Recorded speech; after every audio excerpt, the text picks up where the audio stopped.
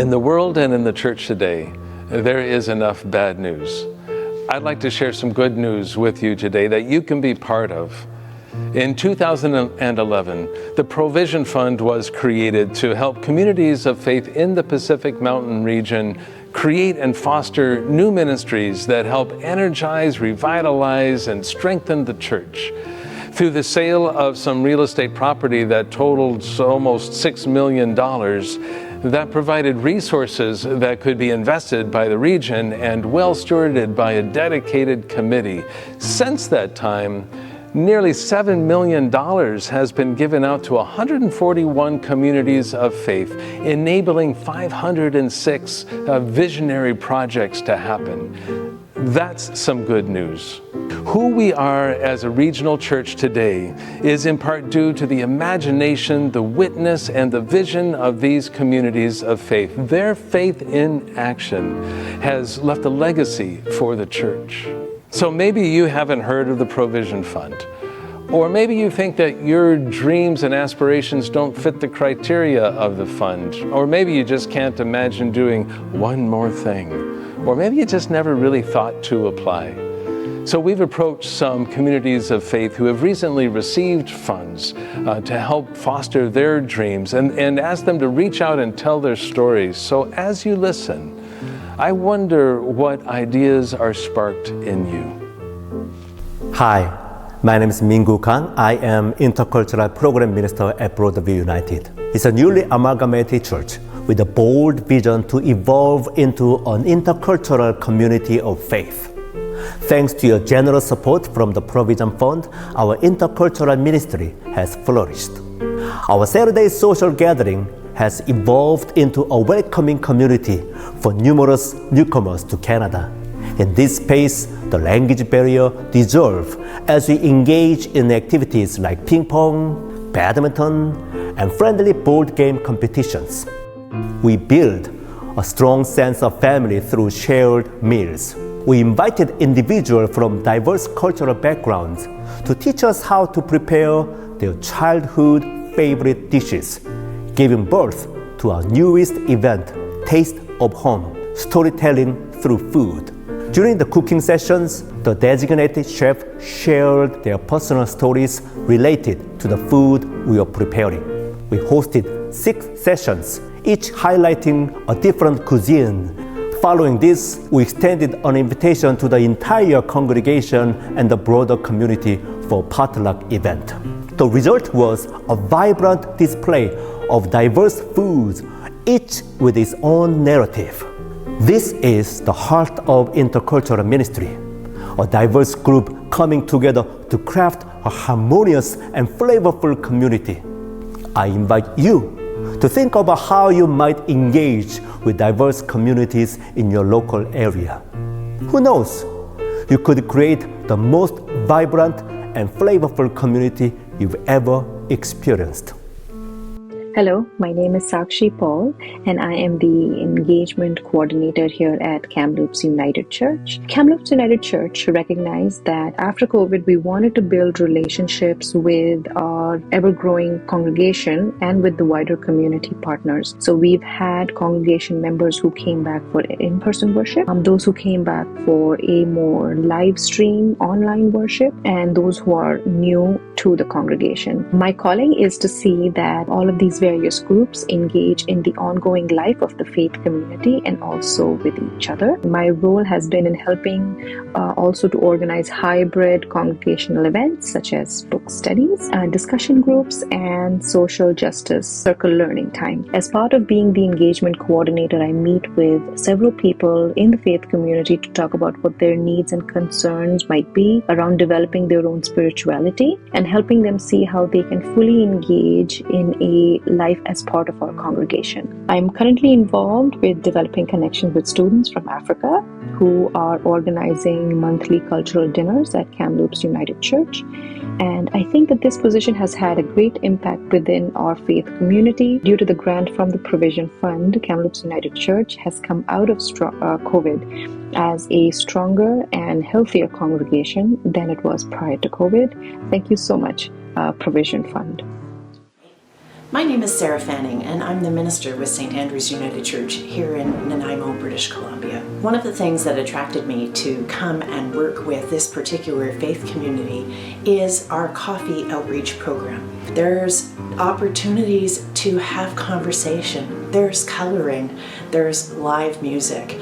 And one of the things that I love about it is the variety of people who come and who take part. We have a couple of adult day homes here in Nanaimo who come with their care workers. We have folk from our faith community who come because they're needing an opportunity for conversation and for connecting with each other. And we have folk who are part of the unhoused community here in downtown Nanaimo who know that they're welcome too, that they are welcome to come and have a bite to eat and have a chance to have a conversation with somebody, and that they're met with love and care and welcome and acceptance. The difference that the ProVision Fund makes, it makes it possible. We have live musicians every week who are part of the wider Nanaimo community, and through the ProVision Fund we're able to give them a small honorarium. The other piece of our ProVision grant goes to supplying our food. So the ProVision Fund really makes a difference in terms of providing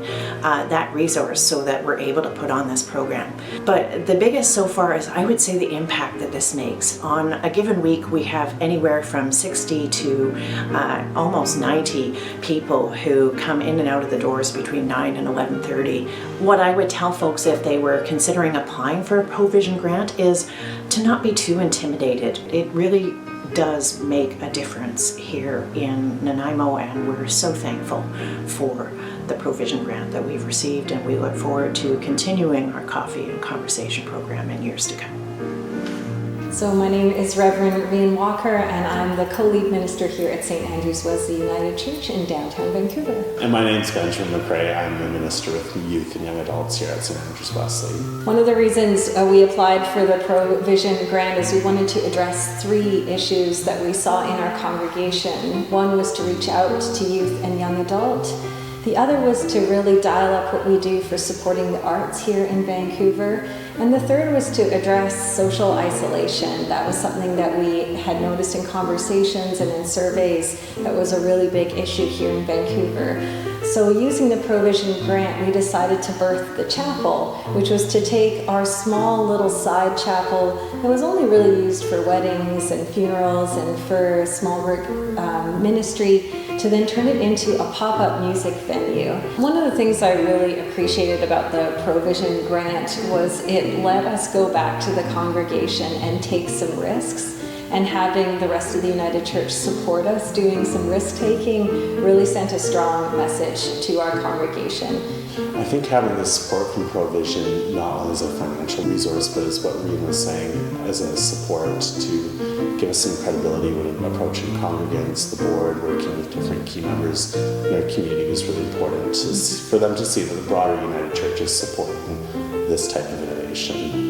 I think if you're a congregation imagining doing a new ministry, you really try to take some actual risks and to understand that it's going to take a long time. So in our project, it's 2 years of just building the word about the chapel and having people attend. And now for the next 2 years, we're going to be deepening relationships and integrating the faith piece. I think congregations these days are really stressed about their resources, and we're taught to really steward our resources well. And so having an opportunity like this to really try and dream big and do something different is incredibly important. And if there's a failure from that, then it's something we can all learn from. But I would really encourage people to take this as that opportunity to try something new. My name is Katie McEwen, and I'm the Community Engagement and Communications Coordinator here at the Nelson United Church. This position was created thanks to a ProVision grant and the work of our board and congregation. And the idea is to create more meaningful engagement within the community itself and the wider community of Nelson. We prioritize relationships and partnerships. So that means that we're there and have the time and energy to contribute and offer other organizations with similar values. For example, when the Nelson Community Food Center, and I'm sitting actually in the Nelson Community Food Center garden just outside our church, and when they were experiencing financial difficulties, we were able to step up and offer our support right away. Another example is that when the drag story time that was set to be happen at our local library, and when that didn't happen, we were quick to step up and not just offer our space, but offer our organizing skills and our social media reach, and made that happen. One thing I did is help facilitate a conversation in our congregation around the theme of reconciliation, and that's something that was a priority of our church board. I also am always working to find ways and opportunities to invite others to come and participate, whether those are others who have some connection to the church or do not. This poster behind me is for our third of our Wild Church gatherings, which happen monthly, a chance to meet in an outdoor space and connect with each other and connect with the sacred energy of the land and the trees. We've got the Queer Family Pride Party, which I've had a hand in organizing, and creating safer spaces, which is a workshop we're holding here at the church in conjunction with Nelson Pride, having some training around de-escalation and active listening and different ways we can create safer spaces and a safer community. And I just encourage anybody else who's thinking of doing more community engagement that it really is about these things I mentioned, the partnerships, the working as a team, and inviting participation. So thank you very much for listening and hearing a little bit about what we're up to here at the Nelson United Church. My name is Ed Lewis. Nora Martin. Mary Hetherington. And we're coming from Port Alberni. We just want to give you a little update on the work that we are doing, supported by a ProVision grant that you've given our church. So Nora Martin is our First Nations liaison worker here at the church. Now, Nora and Mary, just to give a little background, have been doing a lot of reconciliation work for at least 5 or more years. This has been a work in progress of trying to build bridges and relationships between First Nations people and the congregation and wider community here at Alberni Valley United Church. We started in 2018 with Indian residential school survivors came in and they shared their experiences of being in residential school at Kamloops. It was well received and helped the survivors a lot. One of the survivors shared that she suffered badly from post-traumatic stress, and since being part of the reconciliation group, she's come a long ways, and she realized that she's done a lot of healing. I grew up here in the valley, and so I was familiar with the school. But like most people, we had no idea of the atrocities that occurred there. It was my perspective that as a United Church, we needed to know what had happened. We needed to take part, to do what we could to facilitate healing in any which way that we could. The ProVision money that we received this year is going primarily to support our Road to Reconciliation meetings, which we have once a month. And we've had some great speakers. We've had the superintendent of schools talking about First Nations language programs, I think, in the school system. Mm-hmm. We've had a representative from the RCMP locally come and talk to us very openly. Thank you so much for your support, and we'll continue to do good work in this valley for reconciliation. So my name is Jen Farrell and I work at Nelson United Church. So I work both as the administrative communications coordinator and also as the manager of our Newfound Cafe. And I'm Nina Sundaram and I'm kind of the lead chef as well as... She's not kind of, she is the lead chef. Yes. And been part of this project from the start and watching it sort of unfold, and it's grown quite exponentially in a really short period of time, and we've got a lot of positive feedback from the community, so it's been a great journey to be a part of along the way. What was envisioned is that we wanted to create, well, we have a lot of space and nothing is really happening, so we have this huge beautiful space and nobody was here, nothing's happening. that piece of community was really lacking. And it became sort of a community kitchen cafe where people in the neighborhood, especially a lot of the elderly who are isolated, were able to come and not just eat a great healthy meal, but really socially connect. And then we do a little bit of mentorship and coaching with younger people. A lot of them are volunteers.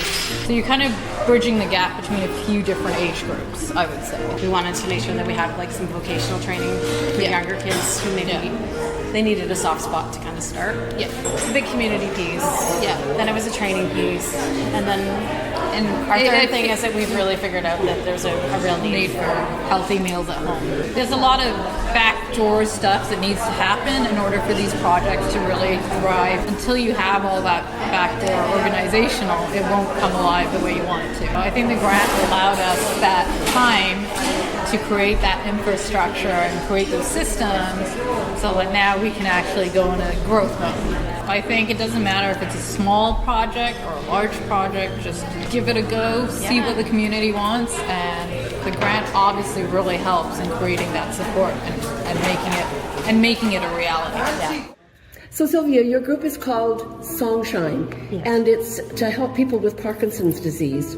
What made you start this group? It's not only for Parkinson's, it's for people with neurological problems such as, aging voices for one thing, but stroke survivors and so on. And why I started it was through a fellow by the name of ProVision, who would go south every winter, and he was in Palm Springs, and they had a Songshine group there, and he said he felt so much better being on Songshine.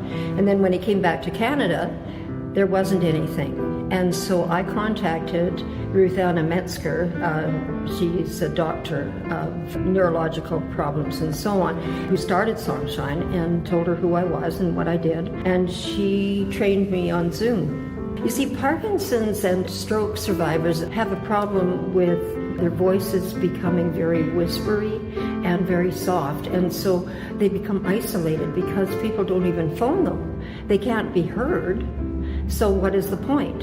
And so their worlds get smaller and smaller. So the idea is if you have more air, you can make more sound. And do you think that these ProVision grants have helped you with the group? Immensely, absolutely. This sort of thing really is helpful to people out there. It's not sort of focused on church people. Very few of them belong to Central Okanagan United Church. I am very, very grateful to the ProVision Fund, really. So my name is Marnie Fisher. I have been at Comox United for 8 years. I went on pastoral care within 6 months of attending and became the leader of it for 7 years. And I'm Noreen Robertson, and I have been a member for 29 years. In 2016, the congregation had a survey asking about different needs. 40% of the respondents said that one of their biggest concerns were caregiver support. And so they came to us as pastoral care and asked about having a caregiver retreat. So I went online and looked up places that might be doing something for seniors support or caregiver support, and there was very, very little. So we didn't have anything to go on. When I took it to the group and said, okay, we're going to take a look at doing a caregiver retreat, the group said, oh, we could do this and we could do that, and and everything. And I went, no, this is a caregiver retreat. And to me, it was like a breath of fresh air. You don't have to do anything. Just be there. But you don't have to do anything else. And if you want to do something else, you can. One of the responses was, I could do this every 6 months. Then I was told about ProVision. And that year we made it at no cost to the participants. I have heard it mentioned so many times by members of the congregation and from our different ministers that I think it's made an impact there in feeling like we have done something to help, which we probably wouldn't have done without having the access of the ProVision funds. It's so wonderful to have something available like that, and it's a wonderful way to use that money. I would like to thank the committee for listening and thinking ahead. It's been helpful. My name is Allie Keir. I am the Children, Youth and Families Minister here at Highlands United Church. This is Camp Highlands, and the ProVision grant has been vital to our success in running summers here at Highlands. Camp Highlands has created an amazing legacy of leadership here, and that's all thanks to ProVision and the funding that we've received. The LITs become leaders, the leaders become our summer staff, and they love the program so much that they become our youth leaders during the regular school year. The instruction that they get and the learnings, the teachings that they get in their leader training really helps them walk alongside children and their faith journeys. Camps are expensive, and leadership, getting quality leadership is hard. So when you run a program like the leader training program that we have, we really want to support the youth that are in our community. It's quite funny because most of our leaders end up being teachers. So I don't know, it's something about the program that the kids love working with children, and then they end up having careers with working with children, which I think is great. I would encourage any church, either small or big, to apply for a ProVision grant because it'll allow you to dream big and imagine widely what you can do for your community of faith. I wonder what ideas are percolating in you now.